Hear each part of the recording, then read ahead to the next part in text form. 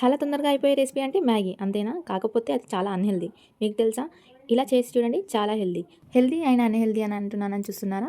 So, video last వరకు చూడండి. ఎండ్‌లో చెప్తాను. పచ్చిమిర్చి, ఇంకా టమాటా, నిమ్మకాయ, ఆనియన్, కొత్తిమీర, కరివేపాకు కట్ చేసి పెట్టుకోండి. ఒక కప్పు బఠానీలు కూడా పచ్చ బఠానీలు. సో, ఒక బౌల్‌లో వాటర్ పోసుకొని అందులో ఆయిల్ ఏసుకొని 2 ప్యాకెట్స్ మ్యాగీ ఏసుకోండి. ఒక 60% ఉడకగానే తీసి స్ట్రెయిన్ చేసుకోండి. ఇప్పుడు ఆ స్ట్రెయిన్ చేసుకున్న దాన్ని పక్కన పెట్టుకోండి. ఇప్పుడు మళ్ళీ స్టవ్ ఆన్ చేసి మళ్ళీ ఇంకొక ప్యాన్ పెట్టుకొని అందులో 3 టేబుల్ స్పూన్ ఆయిల్ ఏసుకొని మనం కట్ చేసి పెట్టుకున్న వెజిటేబుల్స్‌లో ఆనియన్స్, పచ్చిమిర్చి ఏసి, అల్లం ఏసి, బఠానీలు, టమాటోలు ఏసి, కరివేపాకు ఏసి బాగా కలుపుకోండి.